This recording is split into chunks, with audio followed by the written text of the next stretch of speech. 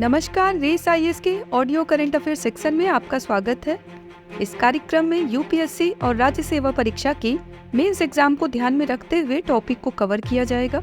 हम उम्मीद करते हैं कि यह कार्यक्रम मेंस एग्जाम जीएस पेपर 2 के अंतर्राष्ट्रीय संगठन एवं समझौते के लिए महत्वपूर्ण होगा। तो आइए शुरू करते हैं अपने इस टॉपिक को। आज का हमारा टॉपिक है G20 दिल्ली घोषणा पत्र। हाल ही में G20 के 18वें शिखर सम्मेलन के दौरान सर्वसहमति से दिल्ली घोषणा पत्र को अपनाया गया है। यह शिखर सम्मेलन वसुधैव कुटुंबकम थीम के तहत 9 से 10 सितंबर 2023 को नई दिल्ली में आयोजित किया गया था। नवनिर्मित भारत मंडपम अंतर्राष्ट्रीय प्रदर्शनी सम्मेलन केंद्र परिसर में आयोजित इस G20 शिखर सम्मेलन में कई देशों ने भाग लिया था, जिनमें से थे अर्जेंटीना, ऑस्ट्रेलिया, ब्राजील, कनाडा, चीन, France, Germany, Bharat, Indonesia, Italy, Japan, Mexico, दक्षिण कोरिया, रूस, सऊदी अरब, दक्षिण अफ्रीका, टर्की, यूनाइटेड किंगडम, संयुक्त राज्य अमेरिका एवं यूरोपीय संघ। आइए आगे बढ़ते हैं और दिल्ली घोषणा पत्र के बारे में जानते हैं। नई दिल्ली घोषणा एक ऐतिहासिक और अग्रणी घोषणा पत्र है, जिसे सभी विकासात्मक और भू राजनीतिक मुद्दों पर 100% की सर्वसम्मति के साथ अपनाया गया है। इस घोषणा पत्र में रूस यूक्रेन संघर्ष की पृष्ठभूमि को देखते हुए भू राजनीति का संदर्भ विशेष रूप से महत्वपूर्ण है। इस घोषणा पत्र में अत्यधिक मानवीय पीड़ा और दुनिया भर में युद्धों और संघर्षों के प्रतिकूल प्रभाव पर गहरी चिंता व्यक्त की गई है। इस घोषणा पत्र में मिशन लाइफ का भी उल्लेख किया गया है, जो एक वैश्विक कार्य योजना है जिसका उद्देश्य ग्रह को जलवायु परिवर्तन के विनाशकारी परिणामों से बचाना है। इस घोषणा पत्र के माध्यम से भारतीय प्रधानमंत्री ने विकास और जलवायु चुनौतियों का समाधान करने, सतत विकास के लिए जीवन शैली को बढ़ावा देने और जैव विविधता, जंगलों और महासागरों के संरक्षण के लिए कार्यों में तत्काल तेजी लाने का आग्रह किया है।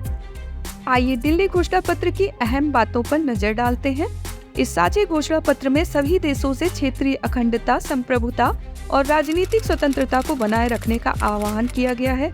घोषणा पत्र में आतंकवाद को अंतर्राष्ट्रीय शांति और सुरक्षा के लिए सबसे गंभीर खतरा के रूप में उल्लेख किया गया है। इस दौरान घोषणा पत्र में आतंकवाद के सभी रूपों की निंदा की गई है। आतंकवादी समूहों को सुरक्षित पनाहगाह और भौतिक या राजनीतिक समर्थन से वंचित करने के लिए अंतर्राष्ट्रीय सहयोग बढ़ाने का भी आह्वान किया गया है। व्यक्तियों, धार्मिक प्रतीकों और पवित्र पुस्तकों के विरुद्ध धार्मिक घृणा के सभी कार्यों की कड़ी निंदा की गई है।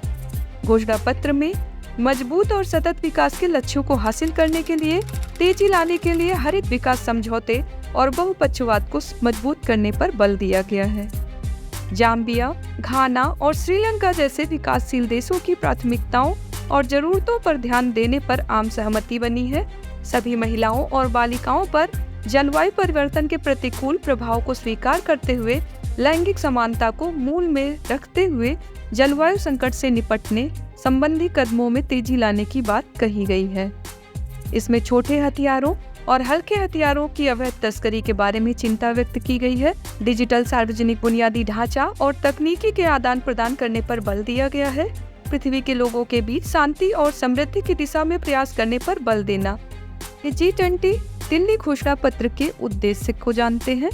वर्तमान में वैश्विक आर्थिक विकास और स्थिरता के लिए बनी प्रतिकूल परिस्थितियों का समाधान करना, 2030 एजेंडा और इसके सतत विकास लक्ष्यों के लिए संकटों और चुनौतियों को समाप्त करना, वैश्विक ग्रीन हाउस गैस उत्सर्जन में जारी वृद्धि पर नियंत्रण लगाना, जलवायु परिवर्तन, जैव विविधता हानि, प्रदूषण, सूखा, भूमि क्षरण और मरुस्थलीकरण से जीवन और आजीविका से संबंधित खतरों को समाप्त करना, भोजन और ऊर्जा सहित कमोडिटी की बढ़ती कीमतों पर नियंत्रण लगाना।